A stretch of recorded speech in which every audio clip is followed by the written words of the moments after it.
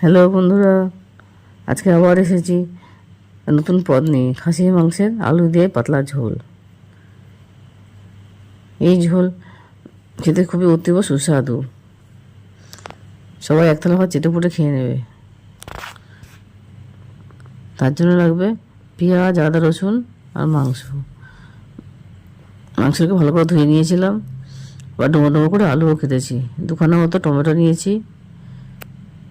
এবার আলুগুলোকে ভালো করে ভেজে নেবো, ছাকা তেলে ভেজে নেবো।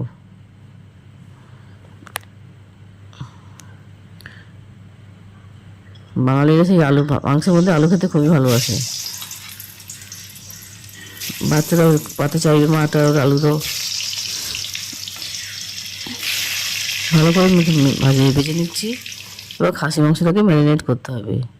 হলুদ গুঁড়ো, লঙ্কা গুঁড়ো, এটা লেবু রসও দেবো, তাহলে ভালো নরম হবে। এবার কাঁচা সরষের তেল একটু দিয়ে দেবো, দিয়ে নুন দিয়ে ভালো করে একটু মিশিয়ে দেবো। ভালো করে মাখিয়ে একটু রেখে দেবো।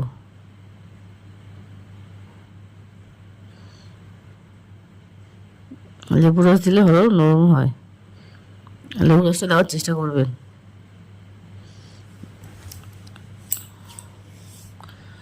ভালো করে মাংসটাকে মাখিয়ে নিয়েছি। এবার ওদিকে আমার আলুগুলো প্রায় ভাজা হয়ে এসছে।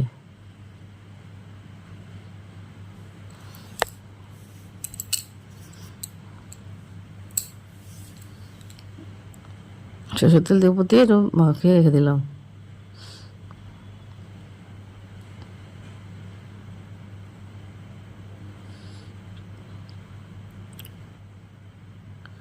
আলুগুলো ভাজা হয়ে গেলে এবার তুলে নেবো।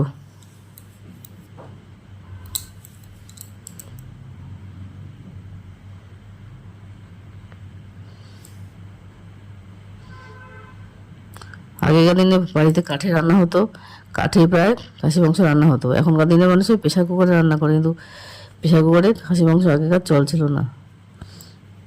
গ্যাস কমিয়ে তাপে তাপে রান্না হতো।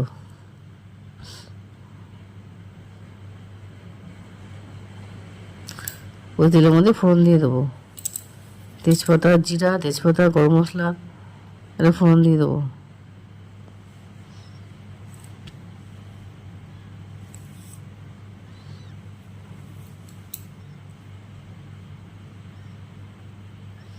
কিছুটা কুচানো পেঁয়াজ রেখে দিয়েছিলাম, ওই পেঁয়াজগুলোকে ছেড়ে দিচ্ছি। তাকে একটু ভেজে নেবো, লাল লাল করে ভেজে নেবো। বাদ বাকিটা পেস্ট করেছিলাম। পেঁয়াজটা বাটা গেলে পেঁয়াজ বাটাটা দিয়ে দিচ্ছি। আদা বাটা, রসুন বাটাটাও দিয়ে ভালো করে কষাতে হচ্ছে। যত মশলা কষাবেন তত হলো রান্নার টেস্ট বাড়বে।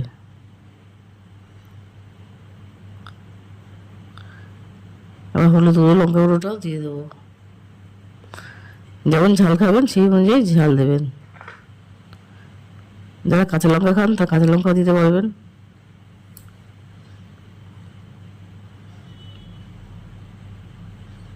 খাসি মাংসে অল্প ঝাল দিলেই ভালো লাগে।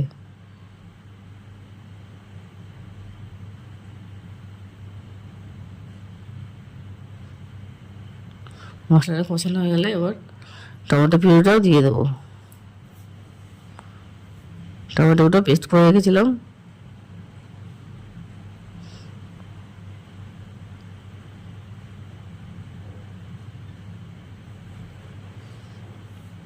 প্রায় শুকিয়ে এসছে, মশলাটা প্রায় শুকিয়ে এসছে।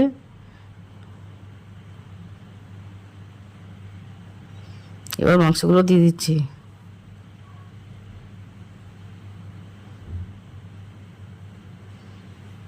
এবার ভালো করে নাড়াচাড়া করে মিশাতে হবে। যত নাড়াচাড়া করে মিশাবেন তত টেস্ট বাড়বে।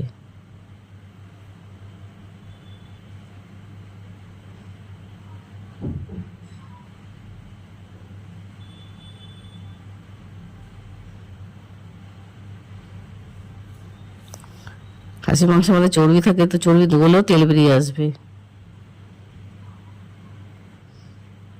কষানো হয়ে যাচ্ছে প্রায়। এবার নুন দিয়ে দিচ্ছি, পরিমাণ মতো নুনটা দিয়ে দিলাম।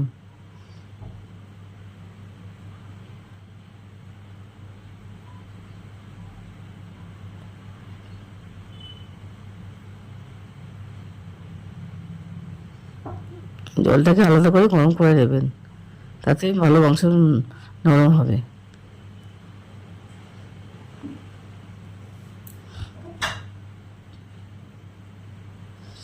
এবার প্রেসার কুকারে মাংসটা দিয়ে দিচ্ছি।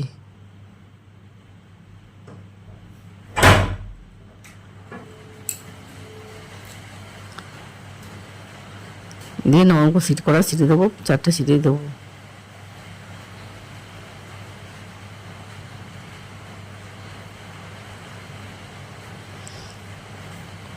গ্যাসের মধ্যেই জলটা গরম করে নিচ্ছি। মশলা তো বা জলটা দিয়ে দেবো।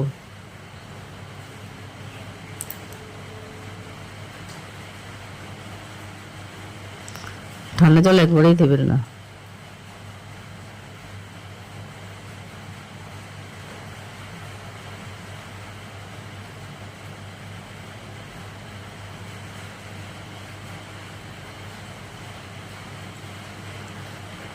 এবার ঢাকনা দিয়ে প্রেসার কুকারে বসিয়ে দিচ্ছি। প্রেসার কুকারটা গ্যাসের উপর বসিয়ে দিলাম। গ্যাসের আঁচটা কমিয়ে দেবেন।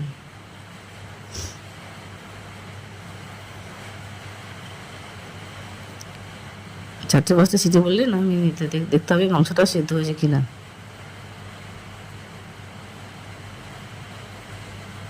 এবার আলুটা দিয়ে একটা সিটি দেবো, বেশি সিটি দেবেন না, একটা সিটি দেবেন, নাহলে আলু গলে যাবে।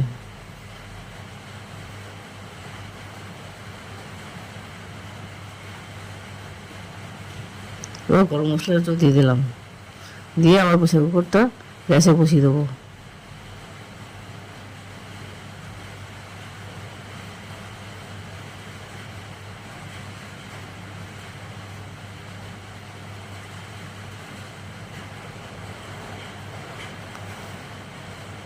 একটা সিটি দেওয়ার পরে নামিয়ে দেবেন।